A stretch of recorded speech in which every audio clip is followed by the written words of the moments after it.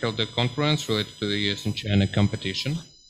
For the first time last April, we decided to extend this format. Therefore, we brought together experts from several think tanks to share ideas and discuss prospects of US-China competition and geopolitical situation. Today, we are going to continue exploring proposed competition.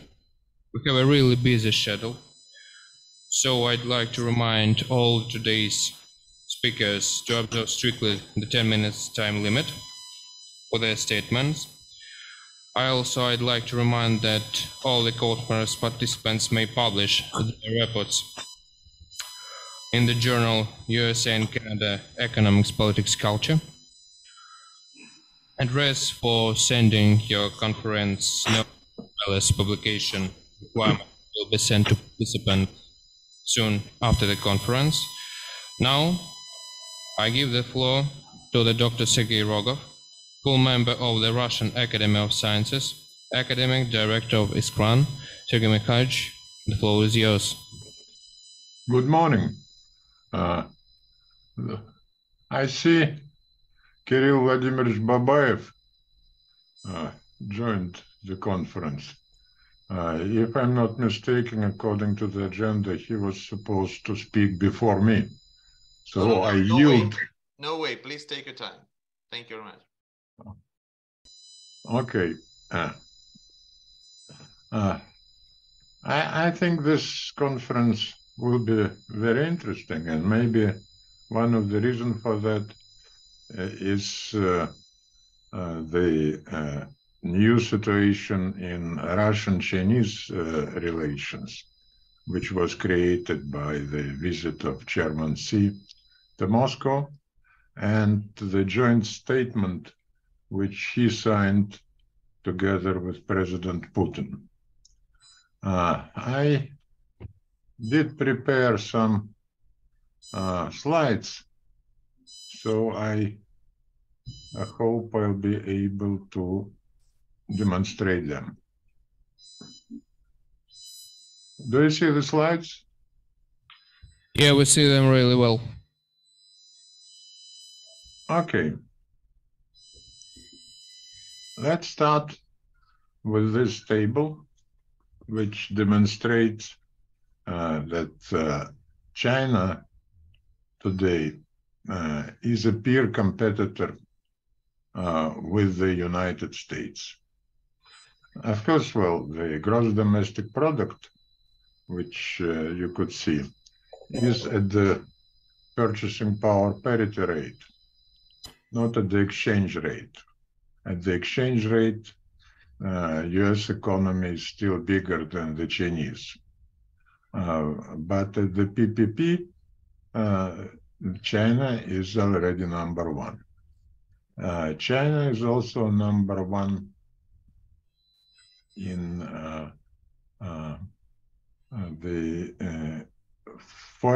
export and research and development. And here is a mistake. It's China which produces 30% of the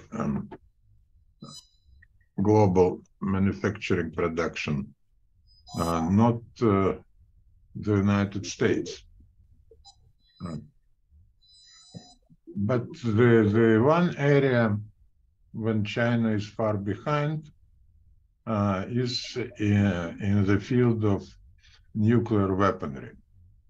As you could see, China is very far behind the United States and Russia. And Russian numbers, of course, are much smaller in all categories, except nuclear weapons, where we are number one. Here you could see the table with nuclear weaponry, according to the estimates of the Federation of American Scientists. And Russia is number one, the United States is number two, and China, well, it's much smaller, is number 3. Here you could see Russian nuclear forces and American forward-based nuclear weapons in Europe. And NATO is a nuclear alliance with 3 nuclear weapon states, the United States, the United Kingdom, and France. But also NATO has the mechanism for nuclear sharing, and several other NATO members have a dual key over American forces, nuclear weapons, which are situated in Europe. And here is the latest information, which I downloaded 2 days ago from the new article in the Bulletin of Atomic Scientists, which demonstrates higher numbers for China compared to what it was last year and a few years ago. So for the first time, they claim that China has more than 400 nuclear warheads. And China is also building nuclear, new nuclear fields in the central part of the country. You could see them on this map. And that means that the Chinese nuclear weaponry will be far away from the Pacific Ocean, when they would have been targeted by the United States sea-launched weapons. This map demonstrates that China is trying to protect the so-called first line of islands and even the second line of islands to keep American aircraft carriers away from the Chinese territory. And the Chinese deploy not only nuclear weapons, but also precision guidance conventional weapons for this purpose. But the United States, as you know, withdrew from the INF Treaty several years ago and will begin to deploy the new generation of intermediate range missiles, including those missiles which can attack Chinese targets at a short time span. On this map, you could see that the hypersonic American missiles, if they're deployed at the Guam Island, within 30 minutes of their launch can cover practically entire territory of the People's Republic of China. Here is another map which demonstrates this threat from the United States to the Chinese nuclear deterrent. And in Russia, as a result, and in Europe, as a result of the NATO enlargement, the NATO forces today are much closer to Moscow and St. Petersburg. If 30 years ago the distance was about 2,000 kilometers from NATO countries to Moscow, 2,000 kilometers, now it's a much shorter distance. And if the United States deploys its missiles in Europe, hypersonic missiles. You could see they can cover the European territory of Russia, but not only European territory. Now, well, a few words about the challenges to the traditional arms control. We know that the United States didn't ratify the CTBT. It withdrew unilaterally from the ABM Treaty, INF Treaty, Open Skies Treaty, and other nuclear arms control agreements are in trouble. And recently, Russia announced that it suspended the implementation of the New START.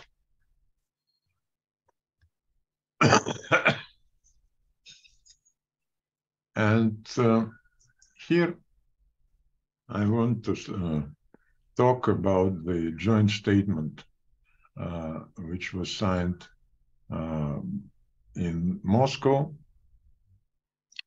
a week ago, when China and Russia emphasized that they have comprehensive strategic partnership, that they conduct joint military exercises, but the Chinese-Russian relations are not a military political alliance. And I think it's a very important point, because it's not clear what's the difference between comprehensive strategic partnership and military political alliance.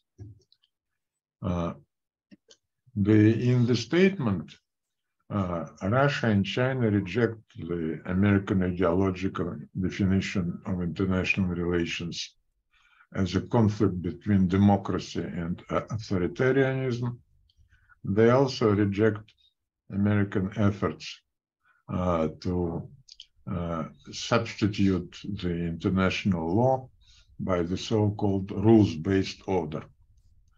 And the statement criticizes the United States by name seven times. I'm talking about the text of the statement. And many times in the statement, an unnamed country is mentioned in a negative way, and clearly that's the United States. And here is something which I found surprising.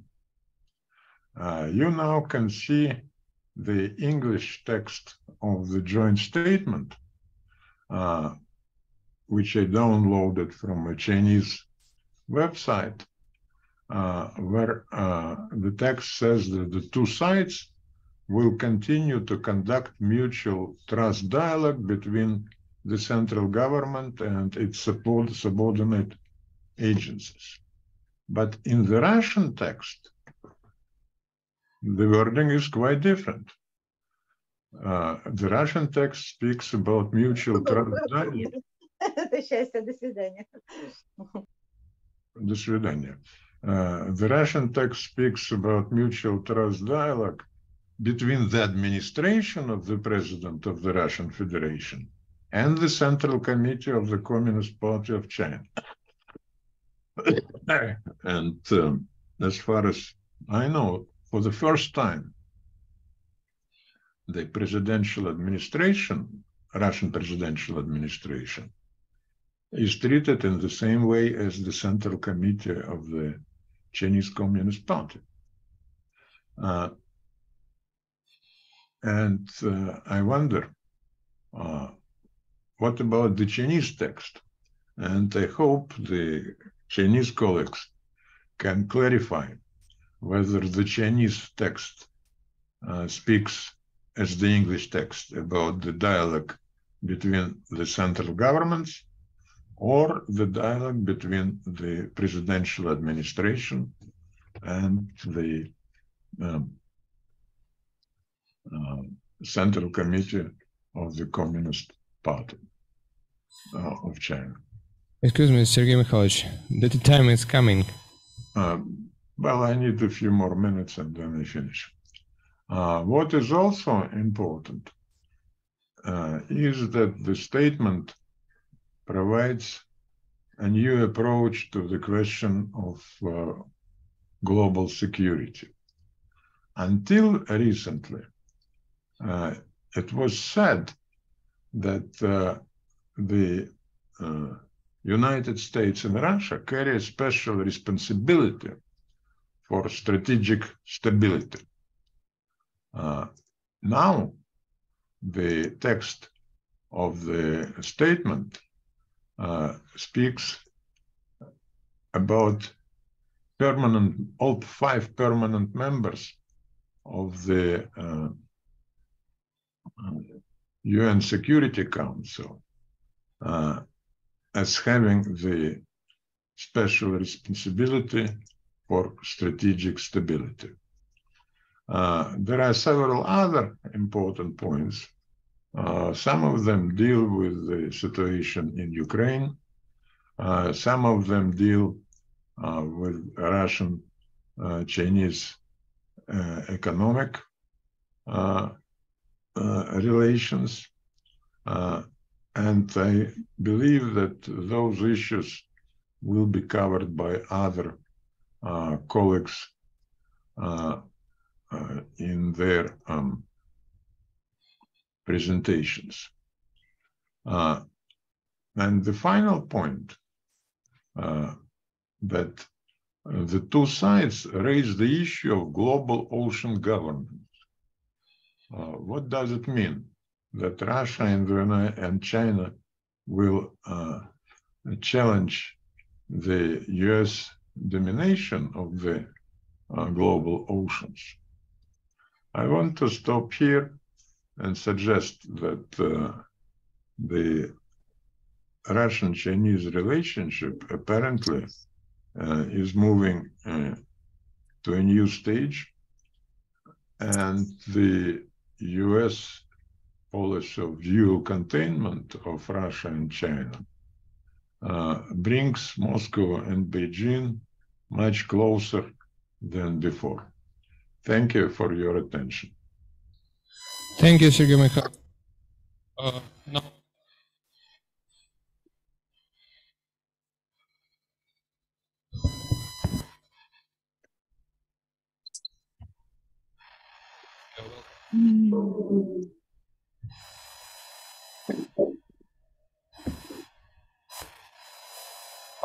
Dr. Babayev. Yes. Hello. Yeah, you're welcome. Yeah, thank you very much. Thank you very much. Thank you very much, Sergey Mikhailovich, for a very interesting and a very detailed introduction to the problems that we are facing. I would like also to ask probably all the participants to switch off their microphones because some noise is disturbing the audience. First of all, I would like to welcome all the participants of today's roundtable discussion. I think this is a very important format that we are holding now. First of all, this is a joint effort of the 2 Russian Academy of Sciences institutes, the Institute of the United States and Canada and the Institute of China and Contemporary Asia, to hold this kind of discussion. This is a great effort to discuss the most important geopolitical issues of the present day.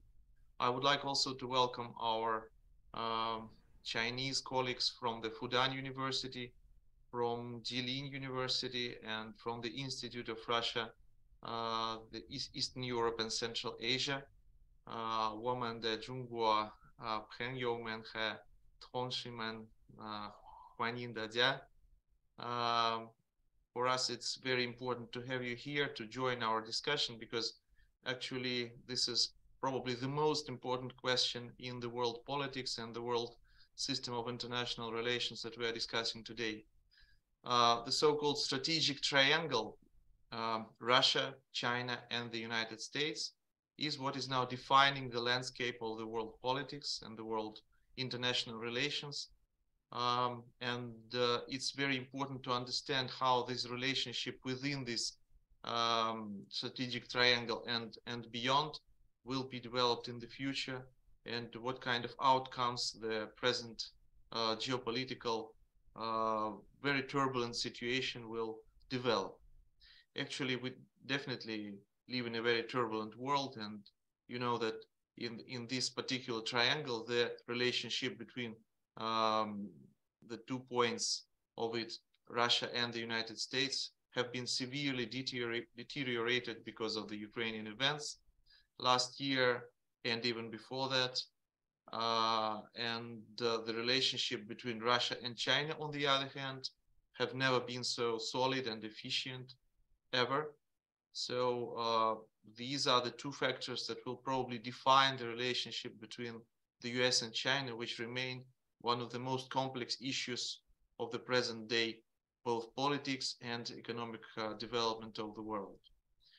First of all, we definitely remember that the relationship between the 2 countries, the 2 superpowers of the Pacific, have gone a very interesting way during the last decades, from what President Clinton once called the friendship and some even strategic cooperation between the US and China in the 90s, to what the West now calls competition and containment of China, the policy of containment that the US is now holding towards China. This is the new reality, and the West is now looking at China not as a partner, but as a challenge for them, a strategic challenge that they will face in the nearest future. This is expressed in creation of military and political alliances around the Chinese borders, especially in the Pacific region. The so-called Indo-Pacific strategy of the United States presupposes the creation of a number of strategic alliances to contain Chinese development in the military and economic spheres. We see that more and more sanctions are being put on the Chinese economy, especially high-tech industries, in order to contain the development in these highly sensitive fields of economic development. We see that the Taiwan issue last year has severely deteriorated the relations between the 2 countries, and more analysts and journalists are now mentioning the potential military conflict between the 2 countries. So it's very important for us here to discuss today what kind of outcome we will see in the next couple of years. We see that now that the Chinese leadership has been stabilized because of the historical decisions of the 20th Congress of the Communist Party of China and the recent sessions of the Chinese parliament. We now see that the leadership of China will definitely be quite stable and reliable for the next 5 years at least. We cannot say so about the American leadership, because we know that next year they will hold an election, the presidential election. So this will probably influence the policy of the United States towards China and towards the Indo-Pacific strategy as a whole. So we definitely need to analyze how these changes may affect the situation in Asia Pacific and the relationship between the 2 countries.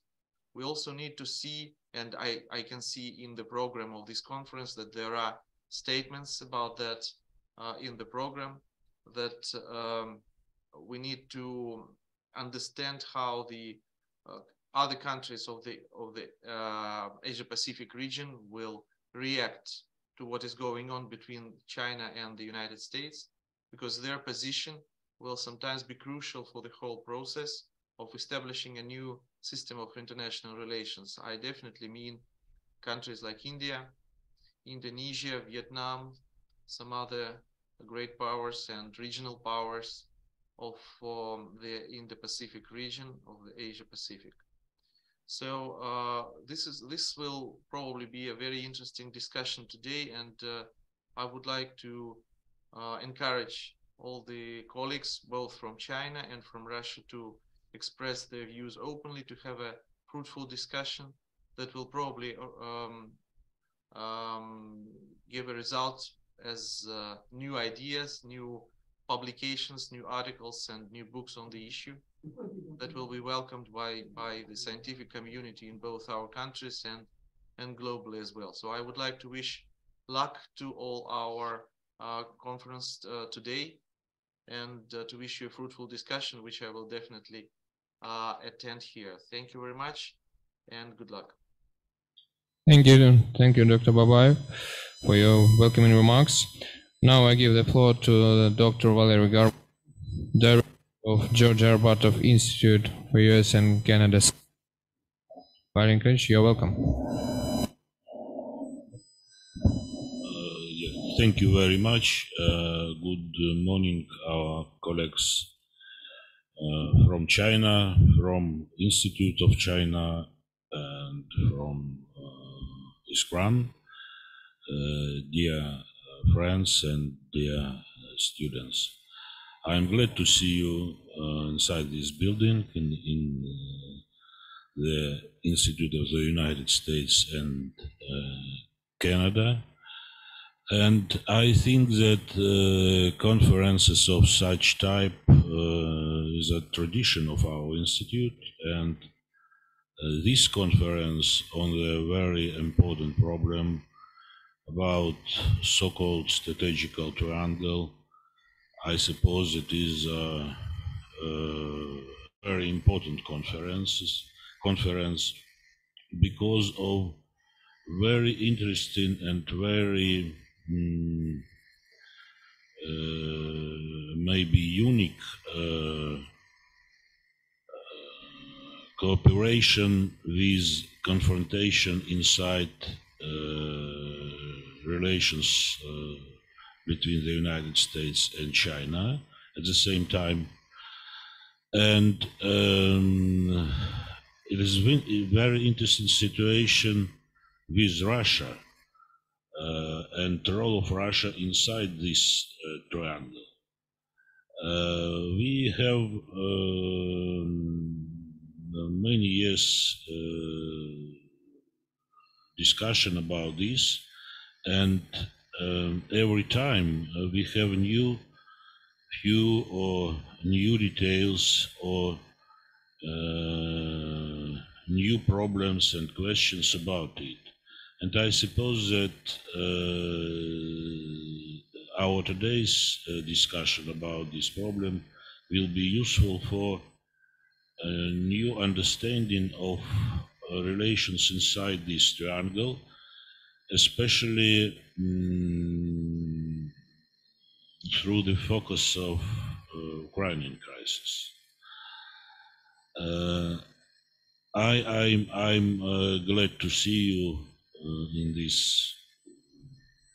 room, and I suppose that results of your discussions and your articles will be published in our special issue of our scientific magazine, or maybe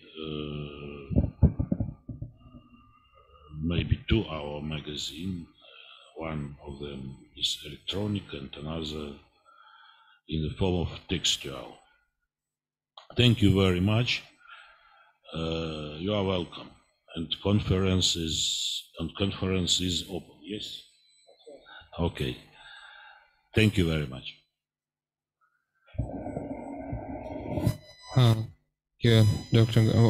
Garbuzov. Dear colleagues, we are starting the first panel of our conference. It will focus on the fundamentals of two-power competition, its possible dynamics and key spheres, and also Russian policy in this context.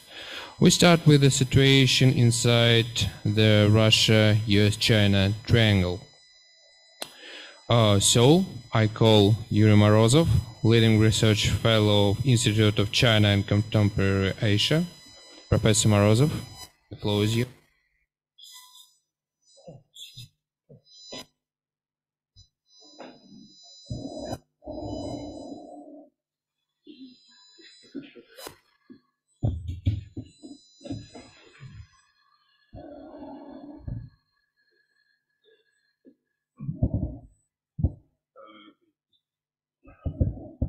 Dear colleagues, formation of a new world order system is in condition of military clashes in Ukraine, determined mainly by the relationship of the world's power centers, which include Russia, China, and United States. In the near term, due to its combined national power, as it was said by academician Rogov, to the superpowers belong the United States, which accounts 15% of global GDP, and China, which control 18%. Russia, with its 2%, cannot yet join this tandem. Nevertheless, having huge natural resources and modern military power, it has a serious impact on global process taking place in the world. In the condition of military crisis in Ukraine, relationship of this trio looks like a strategic triangle. On one of the peaks are Russia and China that support multipolarity. On another, United States and its satellites adhering to the unipolar system under the auspices of Washington. The third peak occupies by states obeying neutrality in order to join to the winning side after the end of the military crash in Ukraine. In this regard, the policy of Moscow and Beijing have similar nature. They use its close bilateral ties as a winning arguments with Washington, whose policy aimed at destroying the Russian-Chinese strategic link. Despite the fact that China declares that it doesn't seek a global hegemony, its real actions indicate the opposite, which is illustrated both by growth of its military power and the realization geopolitical economic projects like One Belt, One Road in the world regions. In it, Beijing tries not to antagonize with any subject of international relations. Thanks to such policy, China influence on many states, building obligation with each of them in such way as to link its economic, political interests with the interests of Beijing. Therefore, many US partners are involved in the orbit of China.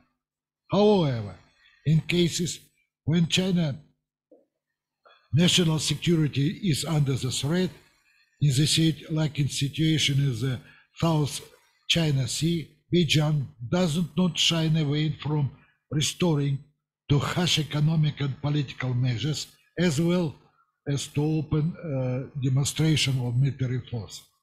In that regard, in the near term, the most dangerous conflict zone between them will be Taiwan Strait. However, in the near future, the outbreak of military conflict there seems unlikely, since a direct military clash over Taiwan will lead to heavy losses of the United States, as well to the danger of escalation of a nuclear conflict.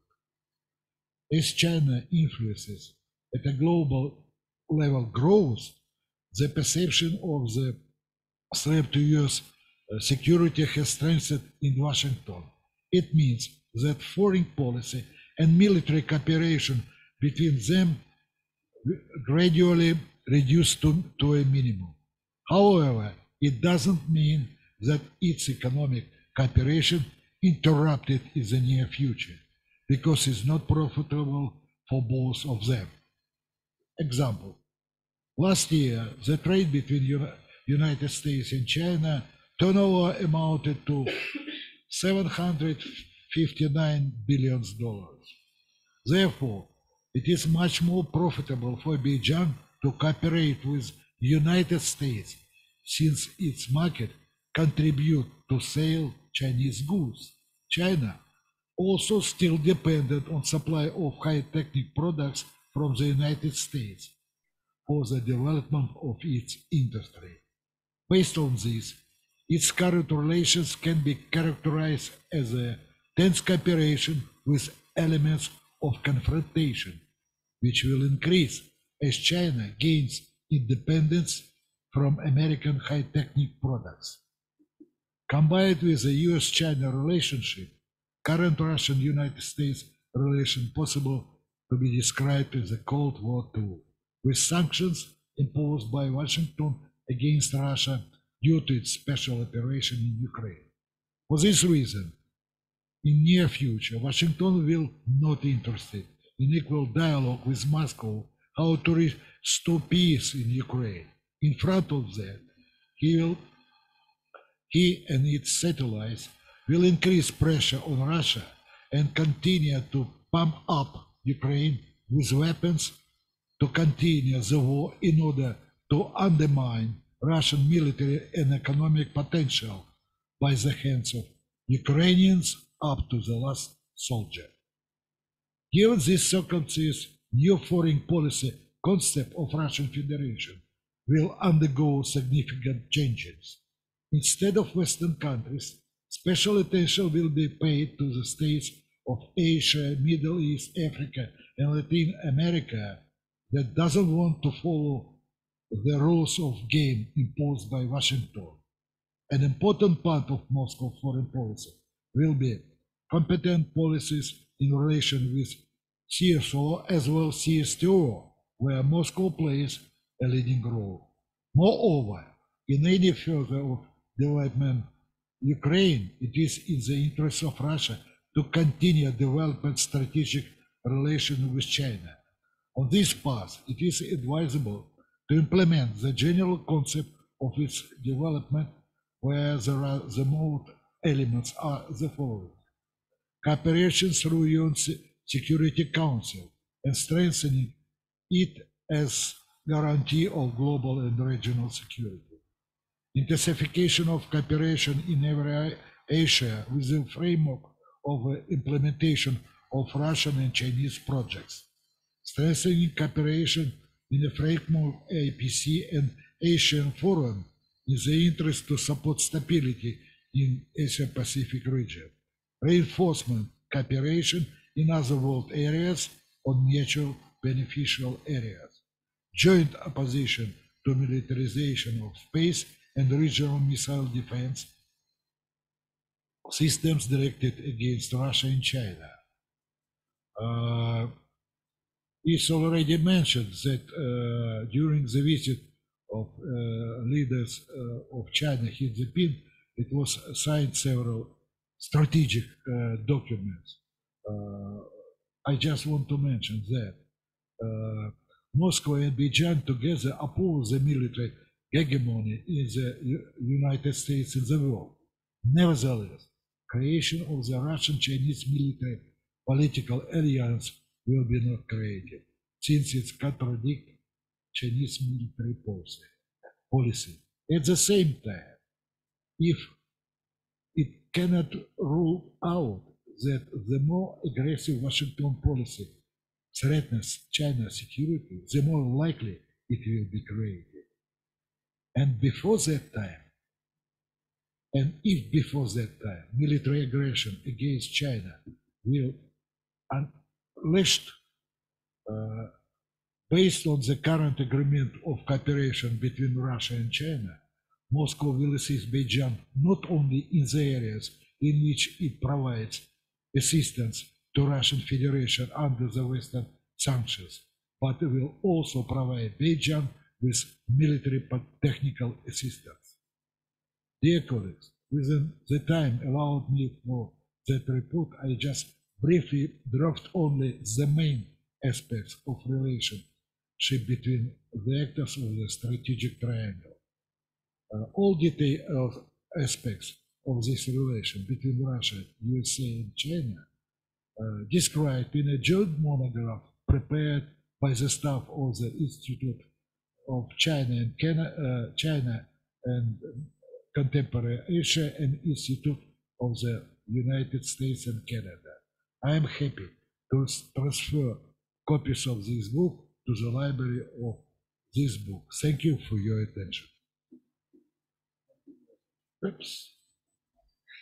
It's impossible to describe 5,000 pages for 10 minutes. for all aspects. Thank you for your attention.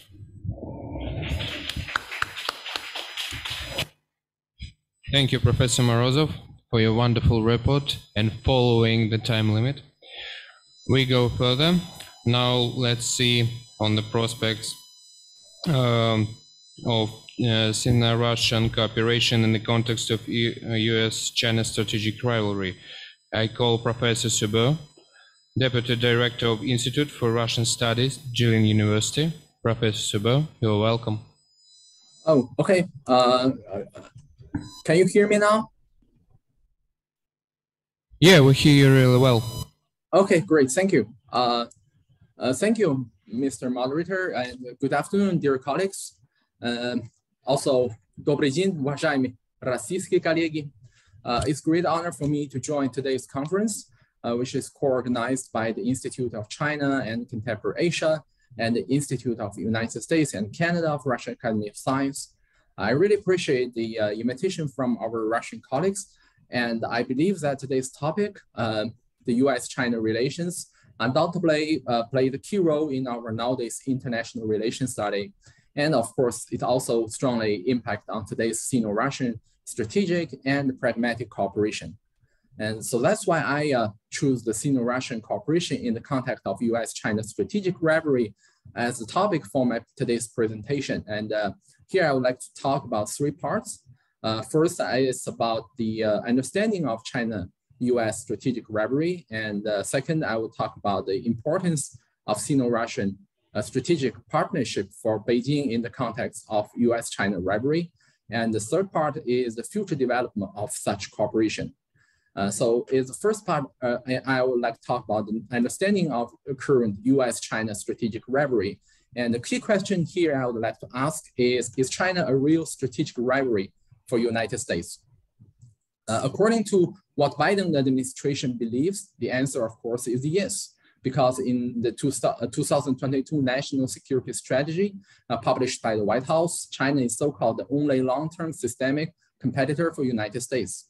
But if we take a look at the comparison of material power between two countries, the answer will be a little bit different. Yes, it is true that China's total GDP takes almost 70% of US GDP, but the US GDP per capita is almost 6 times bigger than China's GDP per capita. And if we see the national defense spending, the China's national defense spending in 2022 is 220 billion US dollar. And the US defense spending is almost 3.5 times, if I remember correctly, bigger than Chinese. So we still can see there is a very big gap here. So according to the hard power statistic, I call it, Russia is still not a 100% equal rivalry for United States. That's why I conclude here that US competition strategy against China based on constructivism of IR theory is an ideological reaction rather than material reaction. There are two foundations for such phenomenon. One is US grand strategic culture, that US as a migration country is a lack of nationalism that can rally the domestic society. So two ideological factors plays key roles in such process. One is democracy internally, another is rivalry externally. And finding rivalry is crucial for US a grand strategy to complete national development. So in some academic researchers, it's so-called finding Leviathan, the monster that created by Hobbes. We all know about it. Another foundation here is US current political polarization, that both Democrats and Republicans need to find an issue that can help them to overcome disputes in two-party system. And China, with a successful economy within the last 40 years and a different political regime, is perfect target to do that. So my conclusion here is that until now, China is still not 100% equal rivalry for US materially, but it is already a rivalry ideologically based on US grand strategic culture and current domestic politics. And my second part is about the importance of Sino-Russian partnership to Beijing in such circumstances. For me, I think in the era of great power competition, if we can say that Sino-Russian partnership is important to Beijing for 3 reasons. First is Eurasian strategic security, that means with over 4,000 kilometers common boundary, maintaining strong partnership with Russia is the priority for China's foreign policy. Actually, I think that's why Xi Jinping said recently in Moscow that the development of Sino-Russian cooperation has its own historical logic, because such a long boundary is not only fundamental to China's stability, but also a strategic rare for Russia. Meanwhile, the Sino-Russian partnership based on equality, consideration of each other's interests, and non-direction against third states is also important for strategic stability in Eurasia. And the second reason actually is especially worth noting that for Beijing, the strategic cooperation with Moscow played a decisive role in the implementation of BRI, shortened for Belt and Road Initiative. We are all familiar with that. Facing US sanction and the coping policy, the BRI is even more important to China than before. A key target of BRI is to protect China's energy security, and Russia plays key roles in this area, not only because it's resource endowment, but also because of its strong, reliable strategic relations with China. And in the meantime, Russia's strong geopolitical and geoeconomic influence in the heart of Eurasia is also a remarkable factor for Beijing's foreign policymaking, especially toward Central Asia. And the third reason I think here is so-called the model of great power relations. So cooperation between Russia and China as partners rather than allies actually maximizes the flexibility and space for adjusting relations between Beijing and Moscow. Therefore, despite the difficulties in economic cooperation between China and Russia under the influence of Western sanctions and the international situation, Beijing still regards Sino-Russian relations as a classic model of great power relations. This is a very important idea that plays essential role to China's foreign policy, especially in Xi Jinping's era. And also, I think the following three cooperation area is important to future development of Sino-Russia relations, especially in the context of great power competitions. And I think both Beijing and Moscow should pay more attention to. First of all, I think promoting the construction of a multipolar world is an important area where China and Russia can carry out foreign policy interaction, especially building a multipolar world together and preventing further US pressure on the strategically important region around China and Russia through the neutralization of the Indo-Pacific will be an important area of future cooperation between Beijing and Moscow. The second important area, I think, is that Beijing and Moscow are the most important forces in maintaining stability in Eurasia. And with the rise of populism and hegemonism, strategic stability in this region actually is facing serious challenge. And two countries can jointly maintain regional stability with the framework of SCO, as well as using the potential of BRICS. And at the same time, the strong trilateral relations between China, Russia, and India are also important for the entire Eurasia region. And Russia has maintained a good bilateral relations with India since the Cold War. And despite the territory dispute between India and China, both sides consider domestic development as a priority. And the effective expansion of such trilateral cooperation will bring great geopolitical and geoeconomic benefits to the Eurasian region. I think that both Russia and China can work on. And the third area, I think I call it cooperation in a new area. As we can see that climate change will have an important impact on the future international politics. I think that cooperation between China and Russia in the area of traditional energy sector should be continued. But in the meantime, the expansion of joint research and development, including the use of non-traditional and renewable energy sources, should also be accelerated. And another important area here is high technology.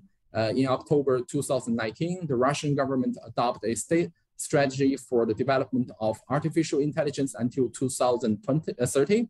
And China is also undertaking a new round of industry upgrading. And in the face of pressure from the United States, it is in the interest of China and Russia to deepen cooperation in the field of high technologies to improve their own security. I think these three parts we should all pay more attention to, especially in the near future, because I definitely believe that it will play an important role in the future cooperation between Russia and China. And basically, that's all I have for my presentation. Again, I really appreciate the invitation from our Russian colleague, and I also look forward to our discussion. Thank you. Thank you, Professor Subo. Andrei. Yes. Andrei. Yes, I'm here. I want to ask Professor Subo about the question which I raised in my presentation, about the differences in the Russian version of the text of the joint statement and English version of the text of the statement.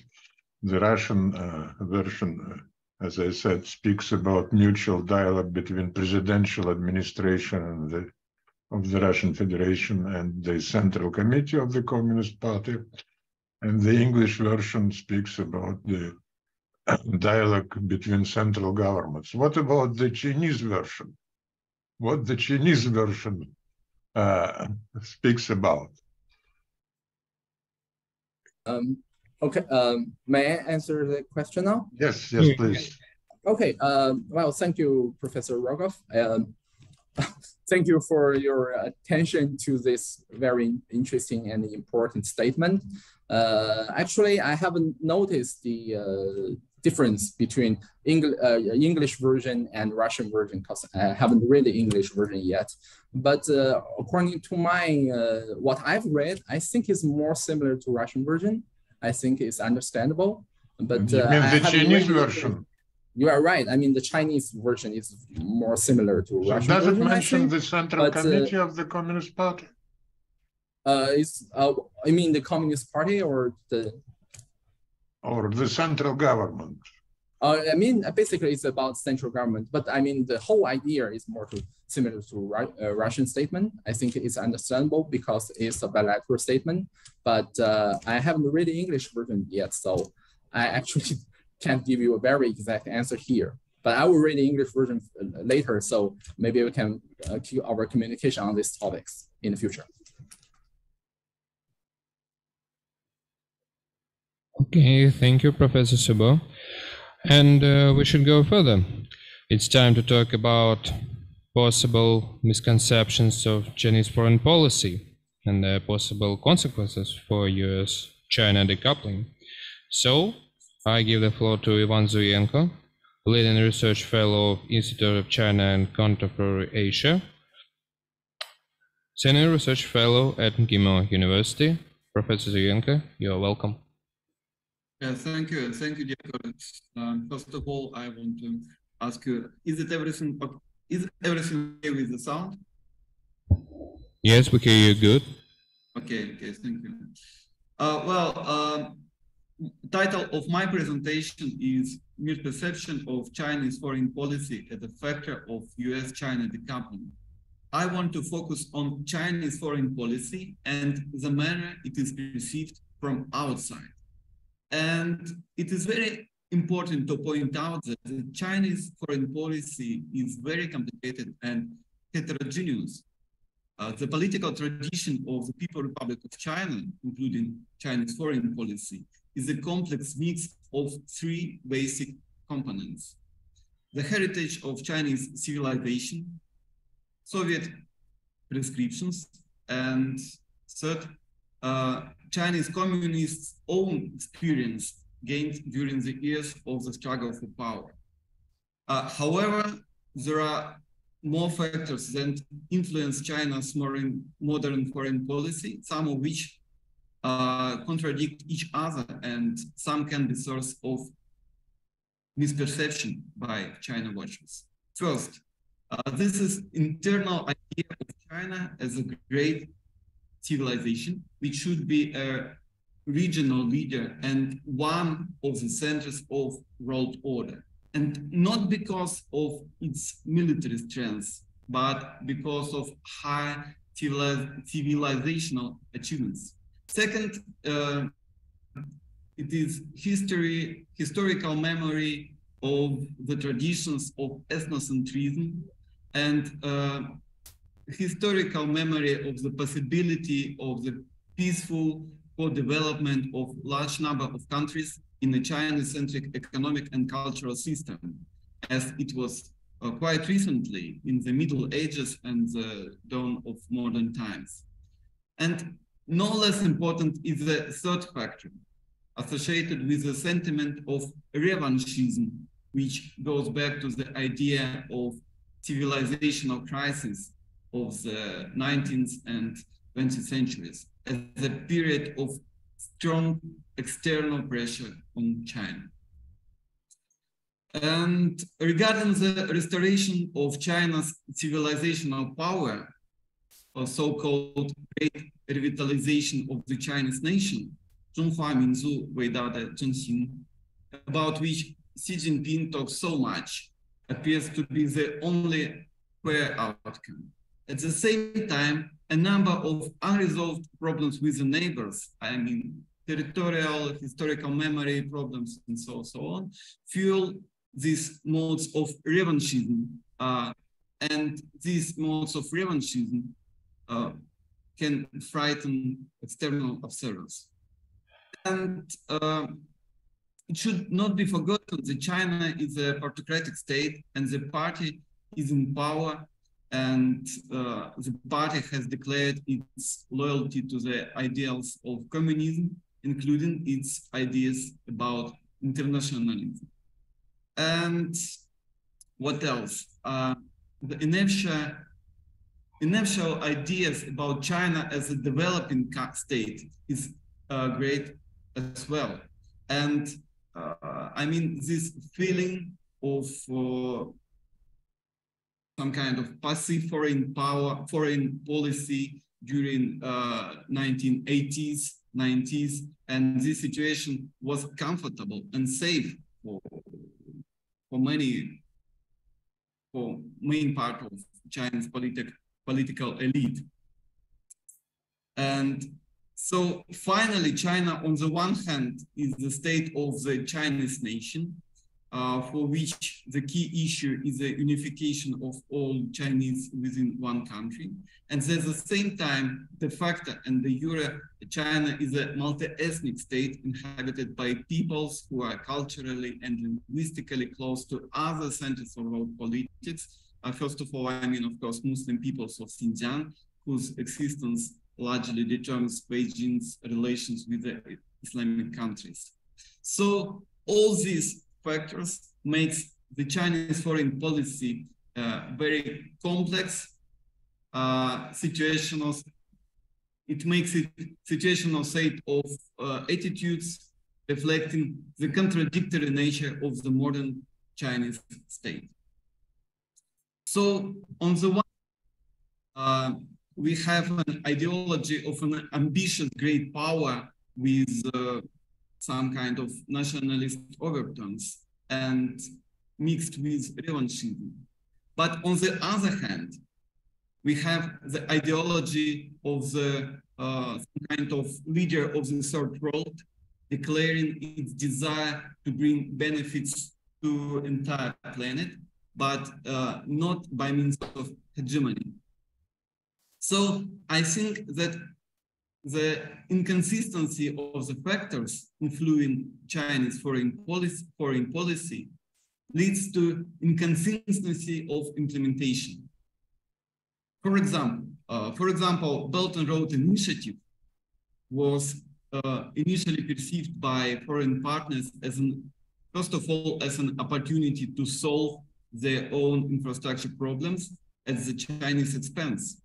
But at the same time, Chinese experts from the very beginning insisted that the Belt and Road Initiatives implies mutual development, not only Chinese. And China simply does not have enough resources to benefit the whole world alone. So I think that in the example of Belt and Road Initiative, we have a very good example of this misperception, because it became fearful for observers. First of all, for USA, who perceive these situations as a threat for its hegemony. So I think it is this is how the American elite in general perceives all the rise of China. Because when considering the struggle between the United States and China, we should understand the fundamental difference in the motives. The United States is fighting for leadership in Asia as well as around the world for not only economical, but for ideological reasons. Washington sincerely believes that US leadership in the world is the only guarantee of its normal development. And if American leadership is lost due to the emergence of competing power, China, everything, as Americans think, will go wrong globally. But in China, the situation is different. The Chinese have set the goal of turning China into a great modern socialist country by middle of the century. This is the goal, not the world's hegemony. So unlike the openly anti-Chinese policy declared by Washington, this Chinese strategy does not directly aim to fight the Americans or anyone else. However, it assumes an anti-American character, all the same, since Beijing has to counteract American efforts based on American idea that China is striving for world domination and will fight for this domination with America. But it's not the nature of Chinese strategy. And we cannot see this idea of world dominance neither in Beijing's program documents nor its actions. So I think that this is misperception of Chinese foreign policy in US. That is title of my presentation. And I believe that this misperception is the main factor of current US-China decoupling and instability all over the world. Okay, Professor Yevseenko, thanks a lot for your presentation. And we go further. Sanction wars have already become the ordinary context of international relations. It destroyed the idea that large-scale economic relations can stabilize political confrontations. Besides, sanctions affect more and more new spheres, especially in US-China relations. So, my pleasure to give the floor to Ekaterina Zaklasminskaya, Senior Research Fellow, Institute of China and Contemporary Asia. And as I understand, she prepared presentation and slides for us. You're welcome.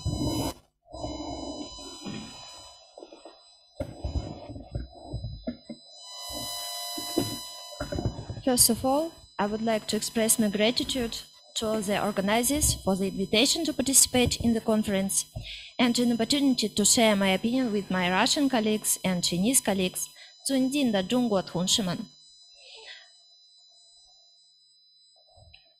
Since the beginning of the 21st century, China has been accelerating its transition to an innovative economy. Several breakthrough inventions by Chinese engineers have demonstrated that this country is not only a world factory, but also a competitive developer of high-tech products. China's development has begun to threaten the technological leadership of Western countries. In the past 10 years, China has made impressive progress in the science and technology industry and has come close to making the transition to a knowledge-based economy and innovative development model. In recent years, the struggle for global technological leadership has intensified in the world. In this struggle, China has managed to achieve significant scientific and technological successes. The country not only introduced developments of a catch-up type, for example, Mars rovers, lunar rovers, deep-sea submersible, aircraft carriers, fighters, icebreakers, and others, but also achieved scientific breakthroughs in several areas, for example, telecommunications, artificial intelligence, quantum communication channels, and others. Next slide, please. According to China statistics, for the last 20 years, the United States external sanctions increased by 933%. The Trump administration alone has imposed more than 3,900 sanctions. The United States has imposed economic sanctions on almost 30 countries around the world, including Cuba, China, Russia, North Korea, Iran, and Venezuela, affecting almost half of the world's population. Next slide, please. The United States have politicized, armed, and idealized technological issues. They try to restrain the technological and economic development of other countries. The United States use state power to suppress commercial competitors and interfere with normal international business transactions, completely departing from the liberal market economic philosophy. They try to contain China's technological rise in the most competitive industries. Next slide, please. About more than 1,000 Chinese companies are already on various sanctions lists.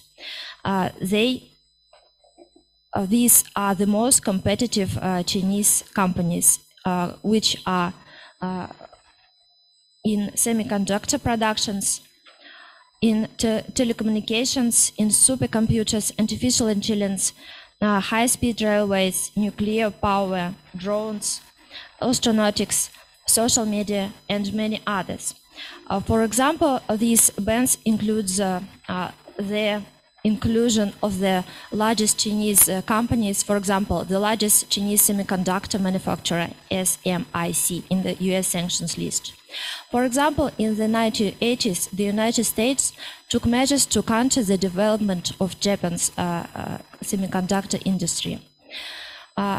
At the end, the Japan's market share dropped from 15% to 10%. At the same time, with the support of the US government, a large number of US semiconductor companies seized the opportunity to capture the market.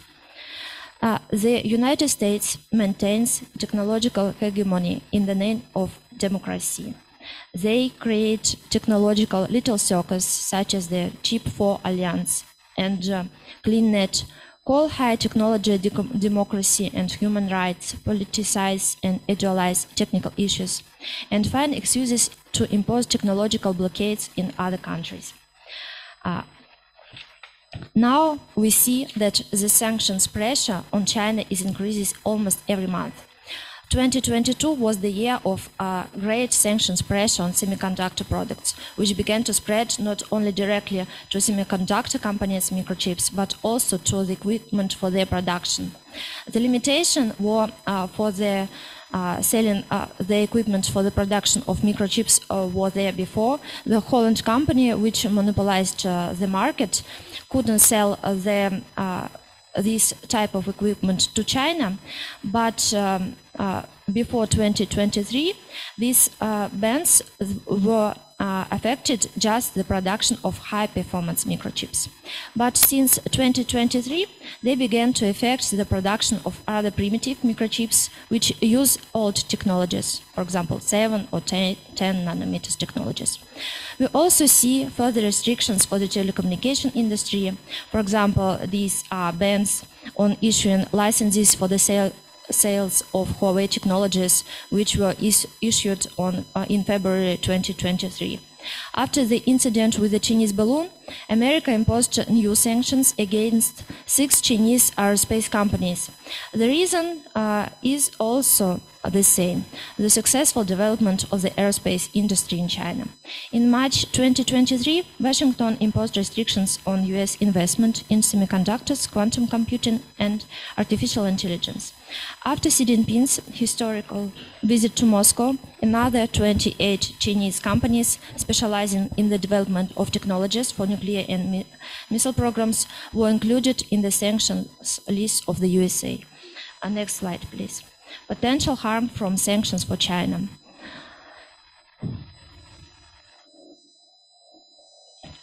Electrical products account for 60% of Chinese exports. Its production requires a huge amount of the most modern microelectronic devices. Blocking China's access to advanced technologies can seriously weaken the country's economic power. In 2022, economic indicators did not reach the planned figures. The Chinese economy grew by only 3% against the target of 5.5%. The reason is not only in Chinese export, but in complex problems and in the exhaustion of growth potential for China. The US will continue its policy aimed at further weakening its strategic competitor, as they officially name China. The pressure on the telecommunications industry shows the fear of the West in the loss of its technological leadership in this area.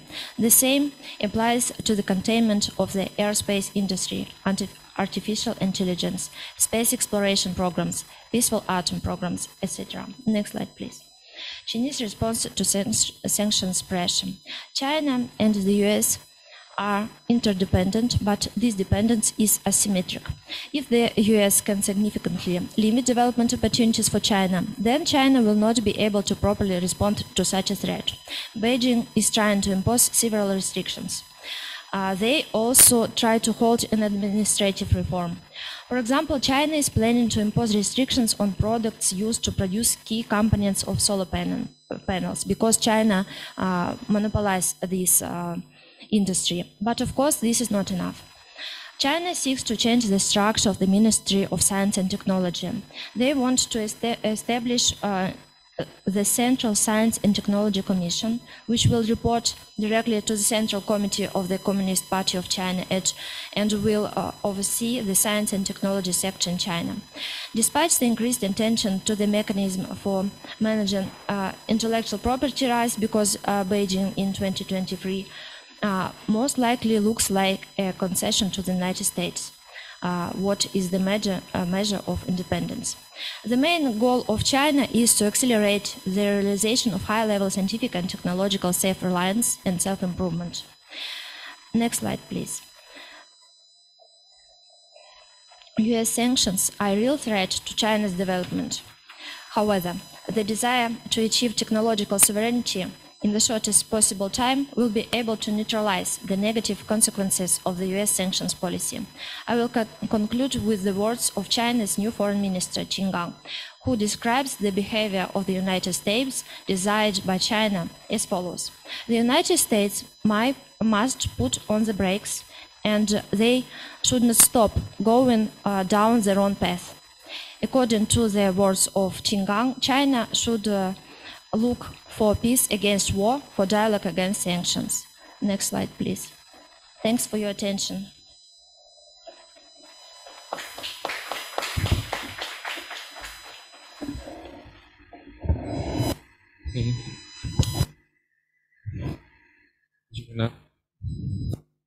Here, yeah. So, we go further. In the last years, we had been observing two parallel tendencies: the rise of Chinese nuclear potential and degradation of US-Russia arms control regime. We can't ignore these aspects of current international relations, so my pleasure to give the floor to Dmitry Stefanovich, Research Fellow, Primakov Institute of World Economy and International Relations. Dmitry, you're welcome. Thank you.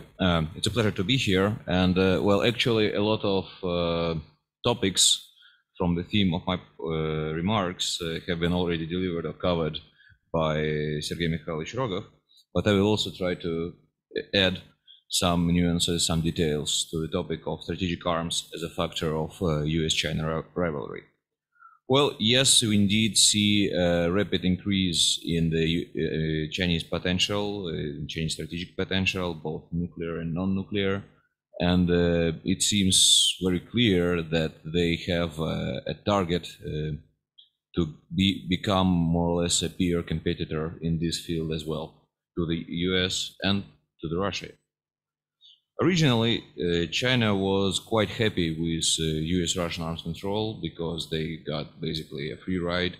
They were capable of securing resources, of making the technology used for both nuclear warheads and delivery systems become more and more sophisticated, and they avoided these crazy arms racing that we've had with the Americans during the previous Cold War, when tens, hundreds, and thousands of new weapons were produced, deployed, and then dismantled just because of a technological progress, which was immediate. For the Chinese, there were no such problem, and they refined their technology, and as the technology matures, they started to go from quality to quantity. So now we see they have more nuclear submarines with ballistic missiles, they have more and more missiles of different ranges, both intercontinental and intermediate. They have some hypersonic technologies, and they are probably investing in new nuclear warheads. Although this is still a matter of discussion or debate within the expert communities in many countries, actually how many nuclear warheads can China produce at a given time, because there are very clear limits to this capability. Anyway, it seems that around next decade, China will have more than enough strategic nuclear weapons. They already have more ballistic missile launchers that, of intercontinental range than the Americans, the land-based leg of the triad, which is actually quite normal given the differences in geography. The problem is that with Russia and the US and some other countries, we got used to an absolutely different level of transparency compared to China. And we more or less understand what weapons are deployed, what weapons are being developed, what are their missions, and so on. With China, probably one of the most complicated and kind of funny things, no one had actually seen how their latest ICBM looks like, the DF-41. We saw its launcher, but how the missile itself looked, we can only guess. Of course, some suggestions, some assumptions can be made based on the Chinese space launch vehicles, because they share some of the technology. But nevertheless, it is quite complicated, which complicates the overall assessment of the capability. Another serious question is the differences in the way we think about strategic weapons. There are always a conflicting narrative whether this or that weapon is has deterrence or warfighting in its mission, which is actually also not that important, because in the end, for the weapon to actually deter, you need to demonstrate that you are capable of using it in wartime. Another problem with language is that, of course, there is always a debate whether some of these or that actions should be perceived as deterrence, as threats, as compellence, or as containment. It is always a matter of debate, and given the current state of affairs, both between China and the US and Russia and the US, the biggest issue is that, well, we lack lines of communication, we lack of understanding, and while for Russia we had some sort of strategic stability dialogue until last February, we had some procedures within New START until it was suspended this February. Still, for the Chinese, the level of mutual understanding with the Americans is much lower. Of course, it is quite clear that they've invested, that our Chinese colleagues invested a lot in understanding the American and Russian thinking. We know that, for example, with regard to the another hot topic of missile defenses, our Chinese partners embraced the Russian logic behind it, and the Russian logic in turn was based on the American logic, which was previously acknowledged. Of course, things change, but still the problem is that it's quite hard to track these changes, track this understanding in different capitals. not to waste more time, I would say a few words about the role of Russia in all this US-China rivalry in the strategic domain, the domain of strategic weapons. On the one hand, Russia was an important source not only of theory but also of capabilities for the Chinese. We know that there were quite a number of projects in a sphere of military technical cooperation.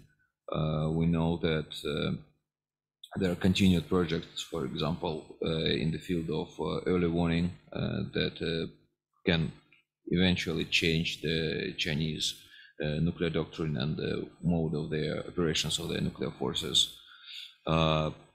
Another important factor is that, well, I've mentioned missile defense. We've had a number of so-called computer missile defense exercises between Russian and Chinese servicemen. Unfortunately, they were suspended first due to COVID. Well, actually, COVID is the main reason why those exercises were suspended or postponed for several times, and I wouldn't be surprised if this year we'll finally see yet another case of such exercise. We have joint patrols, which were mentioned by Sergey Mikhailovich, including joint patrols by strategic bombers, which is also was perceived as something impossible like 5 or 10 years ago. Now they are something that happens regularly. And while there is still room for, and actually there is still room to enhance this cooperation. For example, our crews can test not only like joint flights, but also joint refueling from one another's tankers, or even actual strikes against targets, against sea targets, or against land targets. The latest development in this field was when Chinese bombers landed in Russia and Russian bombers landed in China after such patrol. And it suggests that there is room for improvement. But at the same time, it is quite clear that both countries, Russia and China, despite their obvious strained relations with the US, have no interest in actual military alliance. Because, well, to put it bluntly, I am absolutely sure that neither Beijing nor Moscow want to fight in each other's wars. Being like a safe haven, being a safe to protect one's backs is good enough for our countries. Another important problem, and yes, and this will be my final point before I say a few words about where do we go from there, is that given the geography, almost every weapon that is deployed by the US in the Pacific becomes strategic for China, and this logic is quite similar to the thing that we have in Europe. The problem, and it leads to the very real case of security dilemma. Whatever one side perceives as a defensive capability, as a capability to reassure allies and partners, the other side will always perceive as a threat. What to do is that, well, obviously now everyone believes that enhancing deterrence, enhancing reliance on your own capabilities is the only way, but we know from history that it rarely ends well. So hopefully we will see investments not only in capabilities but also in risk reduction measures. Luckily, we know that at least within the P5 format of the nuclear weapon states and coincidentally permanent members of the UN Security Council, such discussions on risk reductions take place. Of course, we do not have any breakthroughs so far, but still we can hope that neither China nor the US nor Russia have interest in direct military confrontation. Thank you, and I'll stop.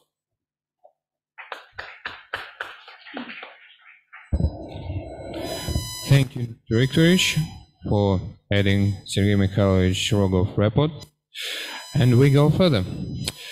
2 months ago, we became the witnesses of high-altitude balloon incident in the North American aerospace, and Alexei Stepanov, Senior Research Fellow of ИСКРАН, prepared a report about the possible consequences of such incidents on US-China competition. Alexey Sergeyevich, you're welcome.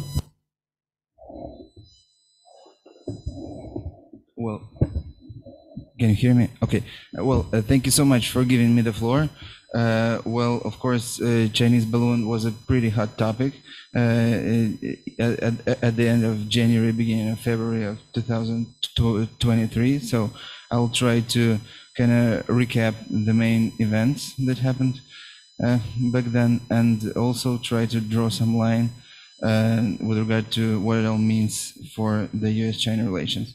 So, in brief, on January 28th, Chinese air object, a balloon, entered the US airspace over the Aleutian Islands. Then it flew southwards over Canada, then over the states of Idaho and Montana, including above the US ICBM sites.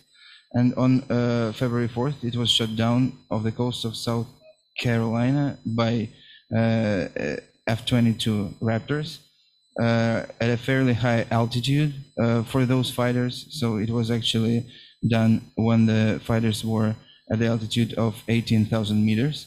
And the balloon itself was at the altitude up to 20,000 meters, which tells us about the capabilities of those planes to perform at high altitudes. And it was shot down by a single AIM-9X missile, which was developed at the turn of the century, but nevertheless, it is a very sophisticated and very expensive missile. And this was actually the first ever downing of an enemy airborne target by an F-22 fighter for all the history of its service. And it was also the first time an enemy air target had been destroyed by any plane over the main territory of the United States ever. So according to the United States authorities, the balloon was shut down as soon as it no longer posed a threat to the population. And then the operation to retrieve the wreckage started, which is said to require several weeks and has not yet been declared complete, although some of the wreckage has been recovered to this day. So, which begs several questions, which the experts have been trying to answer for all this time that passed since the downing of the balloon. So the first question is probably why wasn't it shot down earlier? And the first possible reason is that the United States wanted to observe adversaries' reconnaissance capabilities, and during its flight over the US territory, a U-2 Dragon Lady reconnaissance plane was flying next to it, and it was photographed by literally from all sides by other planes as well. And also it is possible that they simply waited to shoot it down over water so that the wreckage could be collected, not the best possible way, but it would be harmed less than in the case when it would have been shot down over the hard land. Why the Chinese used the balloon and not satellites? After all, we know that China has over 200 reconnaissance satellites in the Earth's orbit. In fact, this question has been an enigma and remains that up to this day. But there are several reasons can be named for the use of the balloon. First, it is easier, of course, to put the balloon to work because it doesn't need to be launched into space using a rocket. It can also maneuver sort of more easily and can perform observations on a continuous basis, not just like when a satellite flies through a specific part of its orbit. For instance, a balloon can be used to track down a daily schedule at a secret facility, and in doing so, a balloon can monitor an area up to 1,300 kilometers in diameter. And also with a balloon, you can use cheaper optics to get higher resolution images. And also, if you attach an antenna to a balloon, which was, of course, done in this case, it can receive weaker radio signals because the signal doesn't have to go through the ionosphere of Earth. But the downside of all this is that the satellite flies in space and a balloon has to fly it in a country's sovereign airspace. Although it's worth mentioning that typically radio signals inside sensitive US facilities are seriously encrypted, so significant means of decryption are needed in order to understand what those signals contain. And also it is sort of a breakaway from usual tactics of Chinese intelligence, because these are usually not that risky. And we can say, of course, that apart from the intel, China has witnessed the US response and the US public reaction to such incidents. The next question probably is, why weren't the balloons detected before en masse, and why they're detected now in such quantities? And we can say that the balloon is not made of metal, at least not fully, but the use of metal is limited. It moves slowly, and it is harder for radars to detect it because they are tuned to detect objects that are moving faster than the wind speed. And so the computer does not filter out objects that are slower. And of course, they say that the US radar settings may have been changed after the balloon was found. And there were reports that software called Pathfinder was probably used to do this, which actually uses machine learning to gather and analyze intelligence information. Are there any parallels with what the US is doing in the South China Sea? Of course, US conducts reconnaissance with warplanes and drones close to Chinese territory, but it claims that the reconnaissance take place mostly in the exclusive economic zone, while the approximate analogy of the balloon incident is probably, of course, approximate analogy is Gary Power's U-2 mission in the 60s. Does the US have the same capabilities? As far as we know, the US does not use balloons for surveillance, but it uses aerostats that are tethered to the ground on its southern border, and it used those balloons during the war in Afghanistan. And however, according to its own report, DARPA is developing such capabilities right now. And the main outcome of this incident, we know that there was a sharp reaction in the United States to this incident. The US Secretary of State Blinken postponed its visit to China. In addition, as it was already mentioned, 6 organizations associated with the balloon were sanctioned, which begs the question, how did the US authorities know about the involvement of these organizations into the balloon program? And the answer is either they had been tracking this program for a long time, or they simply took a political step and banned the entities involved in the production of sensitive space technologies. So the balloon caused a great political scandal in the United States and a huge criticism of Biden, because the Republicans in Congress said that Biden administration's actions were too slow, and the incident itself happened because the US showed weakness towards China. And I think it was probably used as a element of the future presidential campaign in 2024. And of course, we can say that this incident will probably increase hostility towards China in the United States, and it emphasized the need to restore the dialogue between the military departments, which has been frozen since Nancy Pelosi's Taiwan visit, and the importance of diplomacy in general. But so far, the United States political system is not ready for bigger security crisis like this. Thank you so much.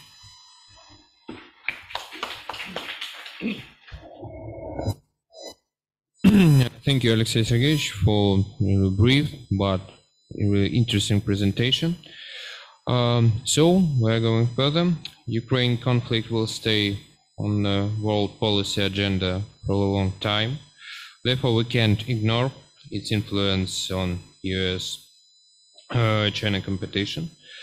So I give the floor to Sergey Mikhailovich Trush, Senior Research Fellow, Institute of Arbatov Institute of US and Canada Studies. The topic is Russian-Ukrainian conflict as a factor.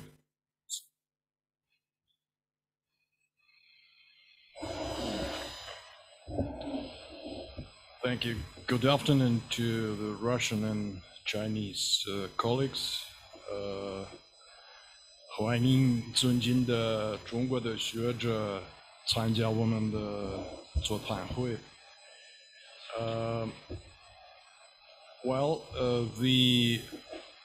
The Chinese-Ukrainian, the Russian-Ukrainian conflict is a crisis of tectonic historical significance, and each major power taking part in this conflict, of course, has its own power interest in it. Russia played the most active role in its eruption, and Moscow's main interest in it is to restore its strong power capacity in the Eurasian heartland, ensure its dominating role in the ex-USSR geopolitical periphery, rewrite the history of its disastrous and humiliating defeat in the Cold War. Such motivations of Moscow has developed on this certain internal background, and this background is regime's failure to settle down the new, effective, society-oriented, innovation-driven, non-compradorian economy. It failed to build the political system that is enough open, competitive, and adequate to the more pluralistic and gradually globalizing society. This crisis, though being triggered by Russia, the United States and the West are in no less than Moscow responsible for its manifestation.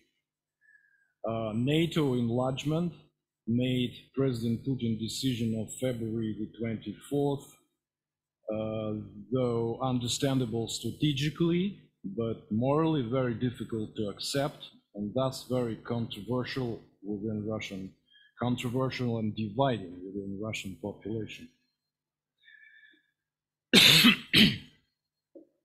China is not geographically, strategically, and historically involved in this manifestation of Russia's conflict with the West.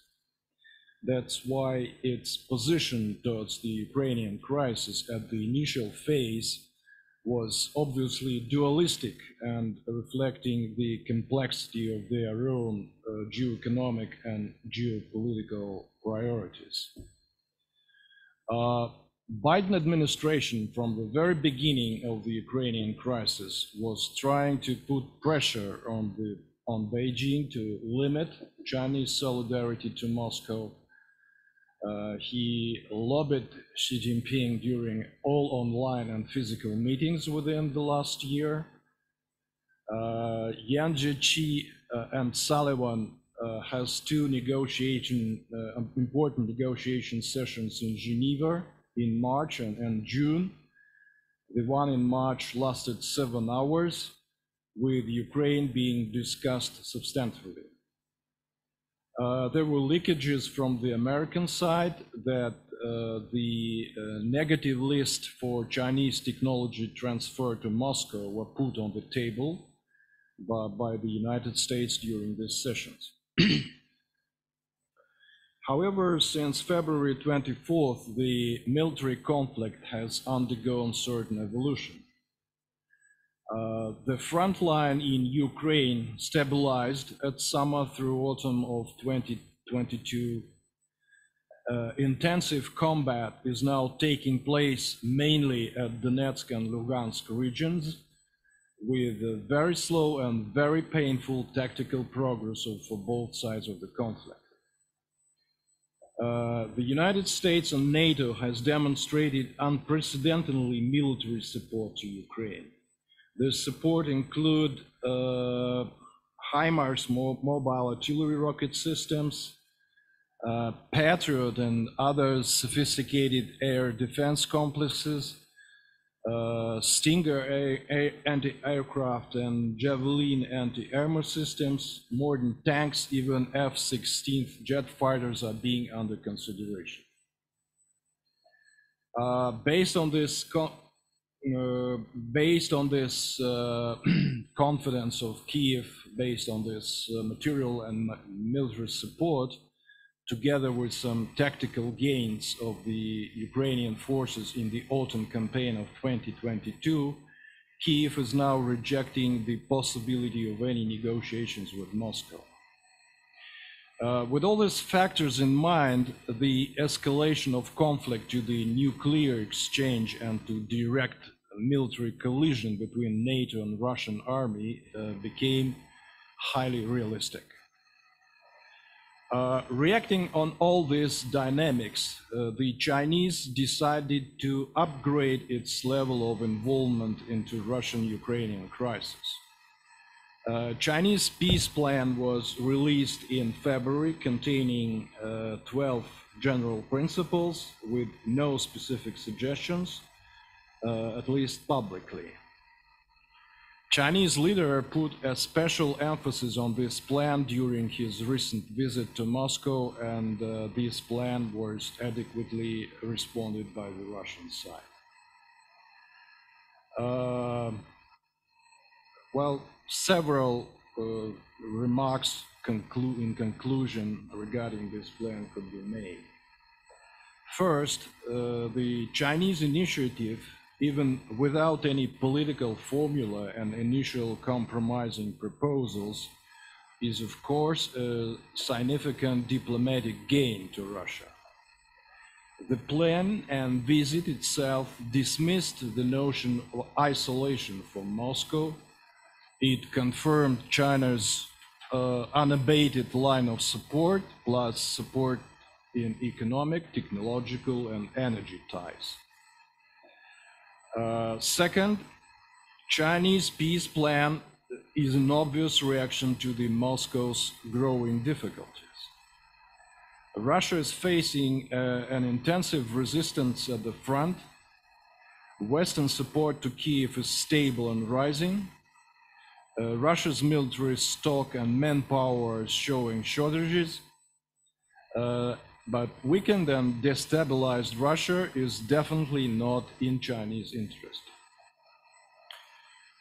Third, Chinese peace initiative, of course, is a function of its deteriorating ties with the United States. Notwithstanding Biden's pro-Ukrainian lobbying, the internal cleavages inside Washington made the hawkish approach to China prevail.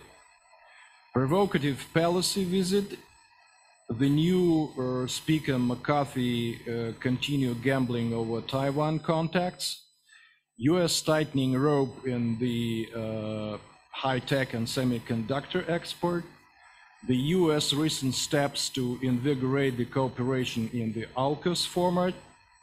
All these factors, all this stuff sounded very unproductively on the Ukrainian issue. And reasonable Chinese reaction was to tilt closer to the Russian side under this development. At the same time, it's obvious that China's moving closer to Moscow on the Ukrainian crisis will and will be kept under meticulous control by the Chinese side. Beijing is definitely not accepting the role of mediator or any mediator or broker of any kind between Russia, Kiev, and the West. Though such mediation could be beneficial for the Russian interests and could not be completely excluded in future, China is obviously not ready for such role at the point, and serious animosity and low level of trust between China and the United States make such brokerage unrealistic under current triangular context. I think let me stop at this moment and thank you for attention.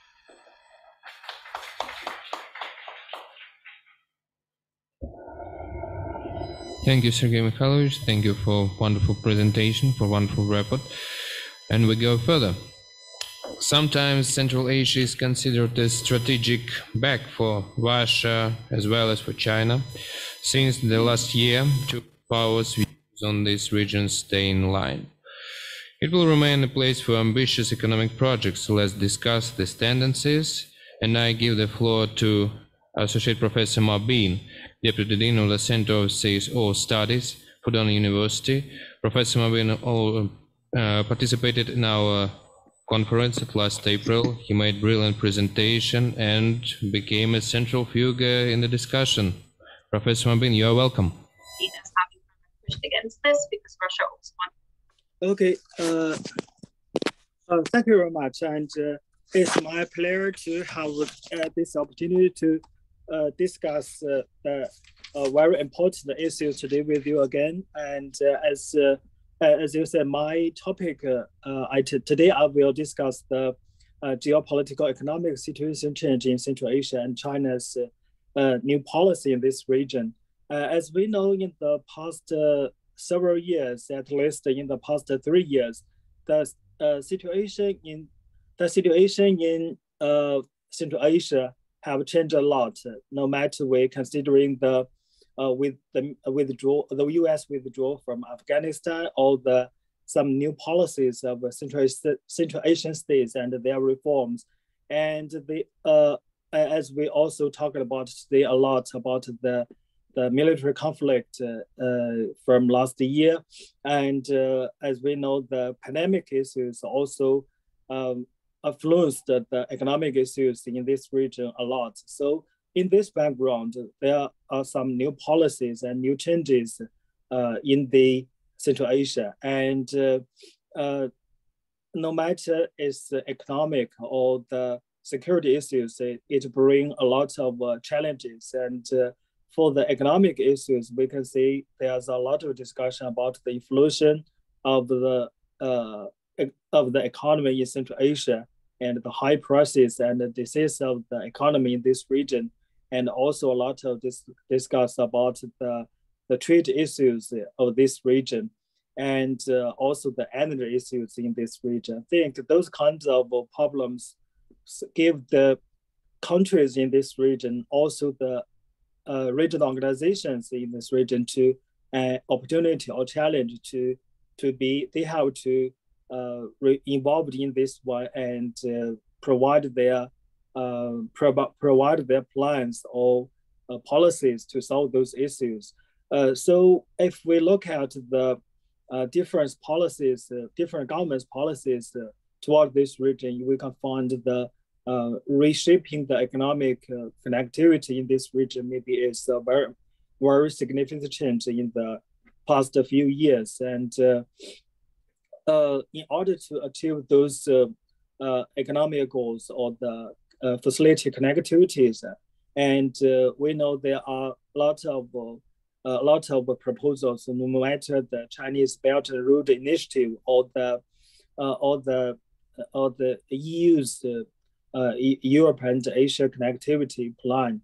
And also we can see there's some Central Asia states and some Middle East states. They have the proposal, or they have the plan to build the middle corridor in this region. So those kinds of plans or those kinds of policies, they provide a lot of maybe possibilities of the change in this region. And I will use the China Railway Express as a case to explain those challenges and opportunities. As we know, the China Railway Express is a very typical program of those connectivities, especially it connects the China and Central Asia states, China and Russia, and China and some Middle East countries, also China and EU. And when the military conflict broke out in last year, some lines of those railway connectivity was stopped. And but on the other side, there are also a lot of there's also a lot of new developments of this connectivity.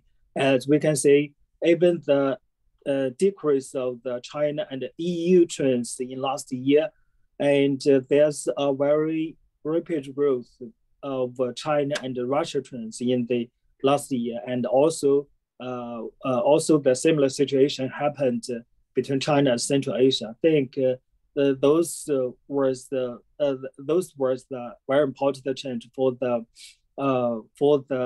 regional connectivities, and we know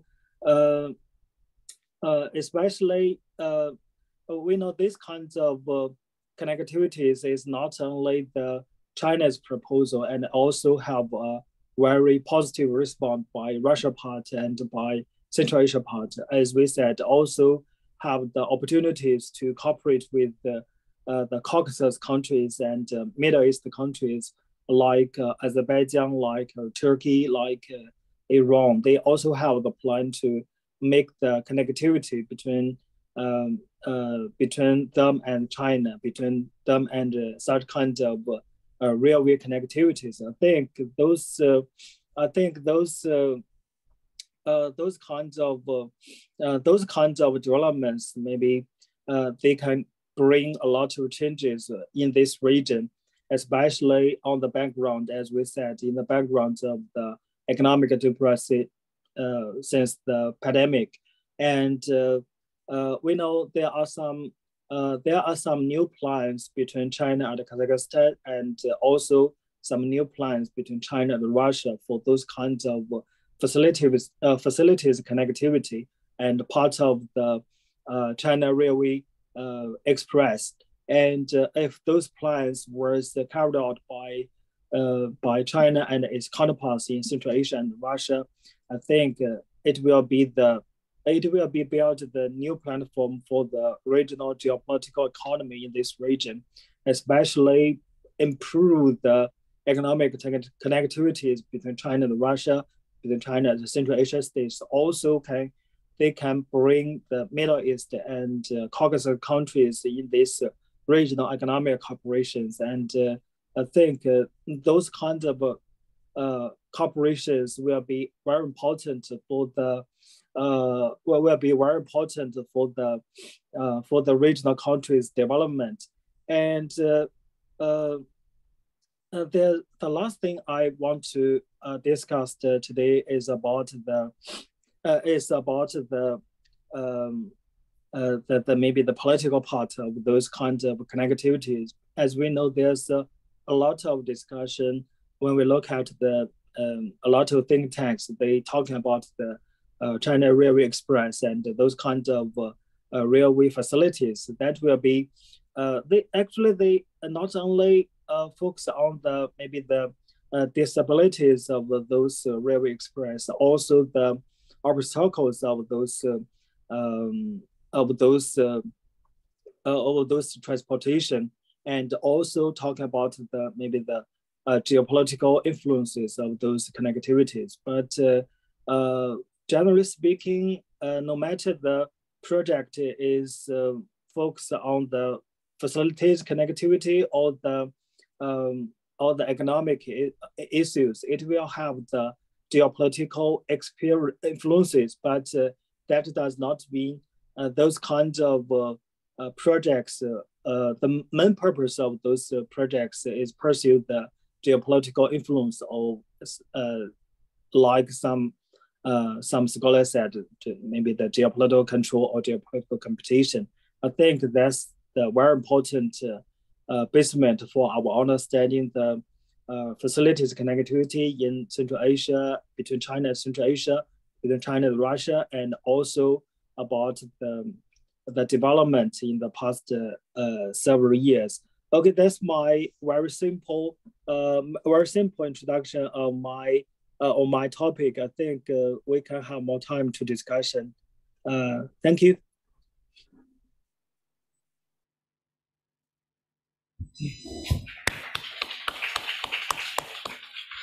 Thank you, Professor Mabin. Thanks all our participants for following the time limit. We saved a lot of time for our discussion, and we can stop it. So I ask all our guests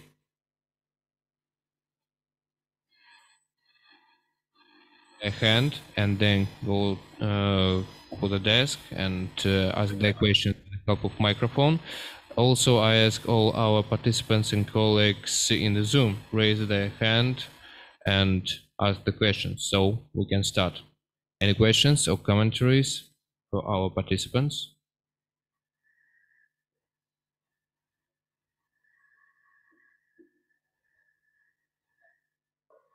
Everybody's shining. Oh, I see the question from Alexei Stepanov here. Please.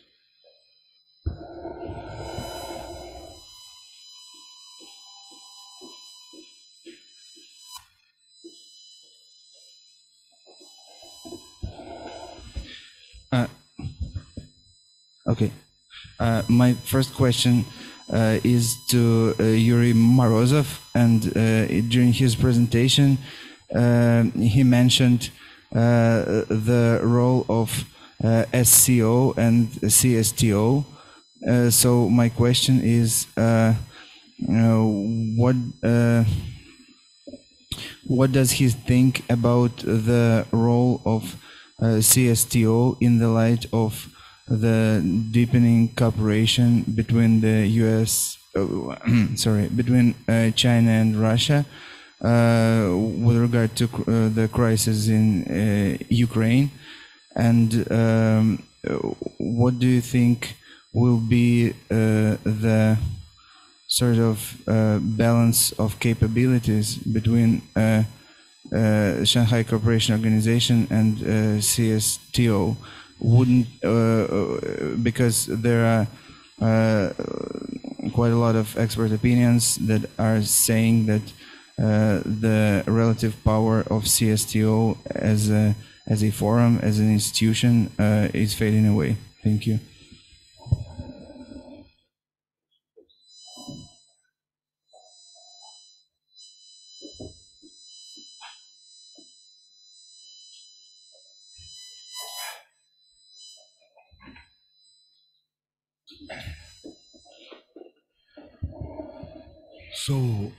So in my presentation in the beginning, I in polite way say that one of the peak of strategic triangle, there are states who obeying neutrality, waiting who will be the winner in the military clashes in Ukraine.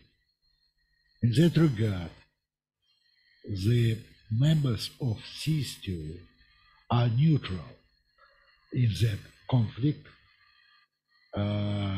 because due to the international law, Russian Federation was an aggressor, so-called aggressor in the military clashes. So they try to be on both sides, together with Washington and together with Moscow. Because there were no any aggression against Russian Federation. If Ukrainians attack Russia, they are to be together with Moscow, according to the doctoral document. In another case, the leaders of the state, how to say it in polite way, obey Western sanctions to Russia, because in a lot of areas in finance, high technology, they depend upon the export from Western states. So they try to follow the neutral position. In another point, you perfectly understand that all weaponry, all equipment, etc., etc., etc., are produced in Russian Federation, and they are sold for the lowest prices, for internal prices, for the members of that organization. So it won't be lasted long. I mean that they will follow neutrality. The end of operation, special operation, will show they will immediately join to that agreement, military agreement. As for the structure, of course, in comparison with Shanghai Organization, which much more disciplined, because there is a structure, who is who, etc., etc., etc. The system, command and control, and all other things, which belongs to the that organization. But in many cases, the fact that the leaders sometimes follow for its own national interest, that organization, unfortunately, is not effective yet. Please remember about tulip revolution in Asian countries, and that organization didn't do anything, but it support the leader of Kazakhstan during attempt of coup d'etat in winter 2 years ago. You remember, it was a peaceful operation but they disappeared within 2 weeks after the end of that confrontation, military confrontation. Such is a reality. But Moscow has nothing to do. They are to have military structure on the post-Soviet territory, because that is the real interest of security of Russian Federation. That's all from my side.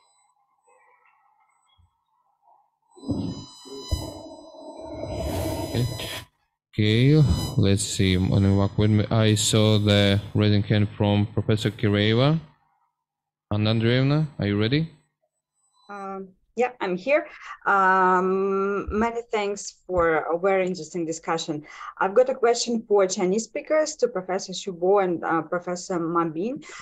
Could you please tell us what is your assessment of President Xi Jinping's visit to Moscow and the talks between President Xi Jinping and President Vladimir Putin? How do you assess the current developments for Russia-China relationship?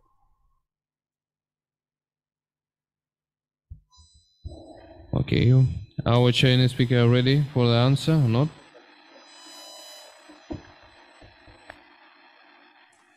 I answer first, or Professor Mabin will have it first? Okay. Thank you, Professor Kirill. I think the meaning of such visit of President Xi Jinping to Russia is very clear that Russia, as I said before, is very important. It's a Sino-Russian relationship is the classic model of great power relations for China. So it plays very important role if you understand the Xi Jinping's idea of foreign policy. I mean, this is basically is the key idea of his foreign policy idea. So, I mean, this is very important, first. And the second, I think it's understandable because this is just the continuing part of 20th Congress of Communist Party. After 20th Congress of Communist Party, we can see that, we can conclude that the Sino-Russian relationship or Sino-Russian cooperation will continue very smoothly in the future, because there is very close relationship, personal relations between Xi Jinping and President Putin. So I think this can guarantee that the future development between the Sino-Russian relationship will go very smoothly. I think that's my answer. Yeah. Okay, thank you, Professor Bo. Any other answers from our Chinese colleagues?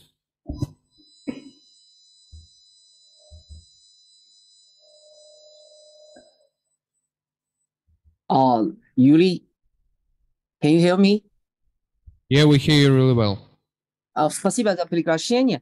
I would like to not answer the question, but I would like to comment the Professor Ivan Zoyenko's question on the decoupling between China and the United States. If you look at the recent statistic, you can find it out. It's really interesting. The two countries, the trade volume is still upgoing. Almost in the last year, we can find it at more than $690 billion between the China and the United States. So this is, you couldn't say it's decoupling the two countries.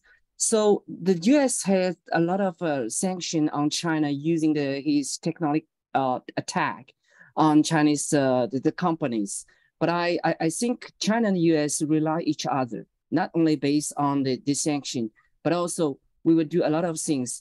I think after the Blinken's visit to China, it should be in later, maybe in the later, but I think the two countries will have a deep discussion on certain issues for trade, for the humanitarian exchanges, for the other technical collaborations. I think this is something very important. So the decoupling only it's the temporary measures, but in the future, I think based on over three major powers, China, US, and Russia, will work together. It should be done, and I totally believe that. So this is what I take a short comment for Professor Zoyenko. Unfortunately, he left. It's not in the auditorium, but I think you can forward my my comments to him. So this is what I want to make it. Okay, Professor Lee, thank you. Professor Lee represents Shanghai Academy. Andrei. Yes, I see you. I see you. I've been waiting. Thank you. I want to make several comments again related to the joint statement, which was signed in Moscow. The first one relates to the arms control. The text of the statement doesn't mention the suspension of the New START treaty by the Russian Federation. It does not mention the nuclear buildup by China. And there is no suggestion to conduct negotiations on nuclear arms control and arms reductions. But in the discussion of the weaponization of the open space, the two sides repeated their support for adoption of the draft treaty, which they prepared a few years ago on prevention of arms race in the outer space, and call for early negotiations and conclusions of legally binding agreement. So on the one hand, on nuclear weapons, there is no suggestion of negotiations and conclusion of new legally binding agreements about nuclear weapons. But on weapons in outer space, they call for negotiations and conclusions of a treaty. That's one point. The second point is related to the call which they make for no deployment of nuclear weapons on the territory of other states. And 5 days after they signed the treaty, which suggests ban on deployment of nuclear weapons on the territory of other states, Russia announces that it's going to deploy tactical nuclear weapons on the territory of Belarus. That's something which has to think about how much the statement reflects the nuances of the Russian and Chinese policy. And the final comment is related to Ukraine. The text of the statement says that Russia welcomes the Chinese initiative and Russia supports political negotiations and political settlement, and the two sides object to the prolongation of military conflict, but there is no call for an immediate ceasefire, and the term ceasefire is not mentioned. And there is no, the text does not mention the withdrawal of troops. So my question is to the Sergei Trush. How important are those details related to the Russian-Chinese statement on Ukraine? Yes, are you ready for the answer?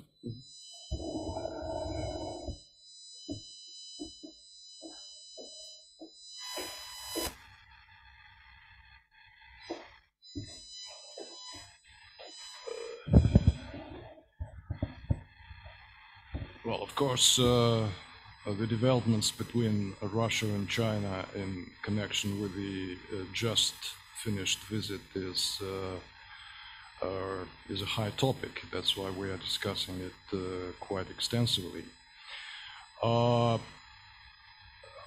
I am not in capacity to reflect on all those ideas Sergei Mikhailovich put in his question, since I think that first I would say the bilateral document between Russia and China on accordance with the visit is not the document that should manifest each directions of foreign policy of both states, including the situation in arms control and strategic arms limitation procedures between USSR and between Russia and United States. This is the development and the process that taking place in bilateral relations between Moscow and Washington, and as far as we know, China is not the part of this process.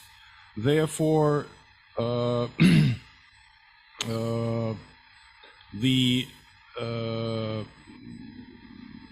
the fact that the document, the statement omits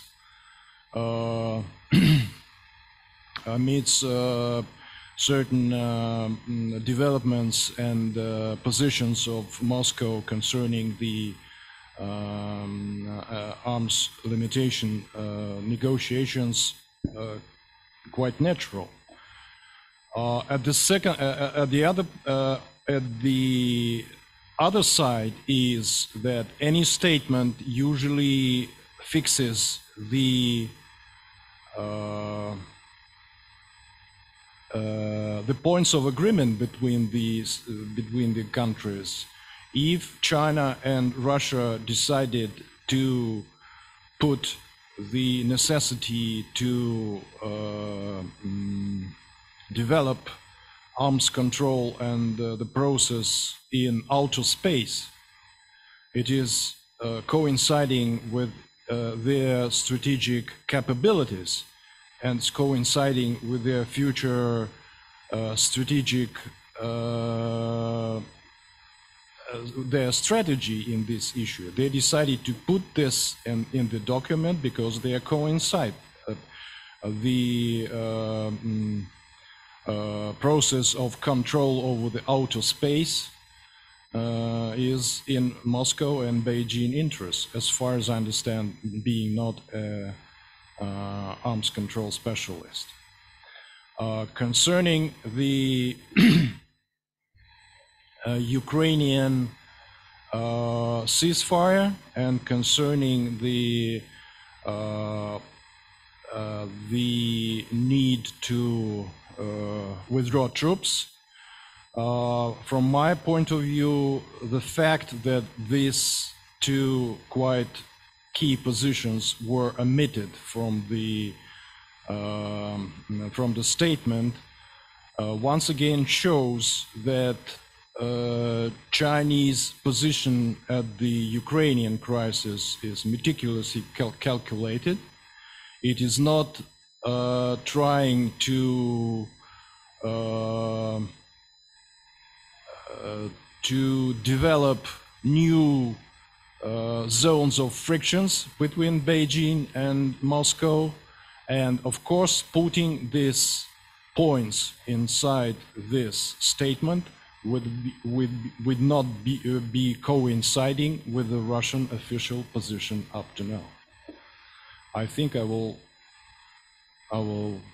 stop my attempt to reflect at all the possible other reflections could be from other participants. Thank you. Sergey Mikhailovich, I see one more hand from Anna Voloshina, Research Fellow, Institute of China Confederation. Anna Valerievna, are you ready? Hello, dear colleagues. I would like to add just a quick comment on Sergey Mikhailovich's question about the terminology which is used in the Chinese version of a joint statement, which was issued on March 23rd. So the Chinese language version, it seems much closer to the English language version, because we can see that the terms mentioned here are that two sides will continue to conduct mutual trust dialogue between the central and subordinate agencies. So central agencies are mentioned, not the administration of Russian president. And central agency, it's a term a little bit broader than central government, because if we talk about Chinese side, it also includes party central committee. So, but regarding your question, the English language version of this joint statement is, I would say, correct. Maybe, okay, it's closer to the Chinese language version. Thanks. You mean the Chinese version is closer to the English version, right? Correct, correct. Yes, because it's written central and subordinate agencies, not the administration of the president. What is really important and unusual in the Russian version, unlike the English and Chinese version, is that the presidential administration of the Russian Federation, so the state institution, is treated at the same level as the Central Committee of the Communist Party of China, which is a political institution. And I frankly don't remember something like that being officially declared until now. So, well, does it mean that the presidential administration of the Russian Federation is a political institution, not the state body? In the Soviet Constitution of 1977, which you don't remember since I believe you were not yet born, the Communist Party of the Soviet Union was given the status of the central body of the Soviet government. But that was a long time ago, and of course the present Russian constitution doesn't allow that. And that's exactly the reason why I was really surprised by the wording of the Russian version, and why the Chinese version does not emphasize the role of the Central Committee of the Communist Party of China, but instead speaks about the central government. It's not central government, it's central agency. Central agency includes government and central committee. It's like encompass two of them. This term encompass both. That's open to interpretation. Besides, well, the text of all statements speaks about the need also to promote the dialogue between political parties. Yeah.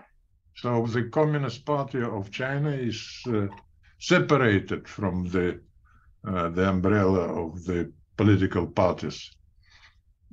That's unusual. Okay, thank you, dear colleagues. One more question from Yuri Kulintsev, Deputy Director of Institute of China and Contemporary Asia. Thank you very much. My question goes to our Chinese colleague, Professor Xu Bo. Xu Bo, you mentioned that the future area of the possible Russian-Chinese cooperation could be Asian-Pacific region. And you mentioned that both countries are going to develop geopolitical and economic cooperation. From your point of view, what could be the possible geopolitical results of this cooperation that Chinese part is going to achieve? Yeah, thank you.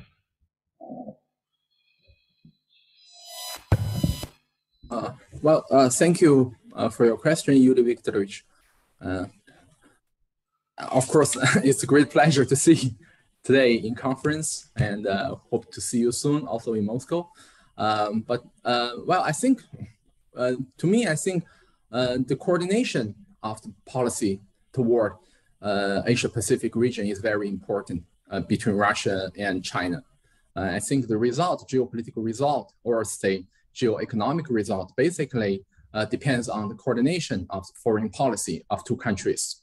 And as far as I know, that I think the coordination is going pretty well. And I can say that the geopolitical result will be positive until now, especially for China, as you may know that Chinese government pay a lot of attention to the development of Northeast China. There's the industry centers, industry cities where I'm located in right now, Changchun City is a good example. And also even before the Ukraine crisis, or I say especially after the Ukraine crisis, the pivot to East strategy for Russia is also important. So I see a great prospect of the coordination on these two objectives, and I think it will bring very positive to not only to the relations between Russia and China, but also to the whole Asia-Pacific region. And I'm actually think this will be a good thing to the bilateral relation. Thank you. Okay, thank you, dear colleagues. Any more questions or commentaries? The panel discussion. Okay, dear one more shot. Okay, one more shot. And that's related to the description of NATO in the joint statement. On the one hand, the two sides object against NATO's involvement in Asia-Pacific area. But before that, there is a very unusual characteristic of NATO when they speak that it should stick to its essence as defensive organization. I don't remember when the Russian side called NATO not an aggressive organization, but a defensive organization. It probably never happened at all that the term defensive organization was used in describing NATO. And I'm really puzzled by this statement. But that's, in my view, one of quite a few puzzles in the text of the statement. Okay. Sergey Rogov, Deputy Director of the Institute of China Control.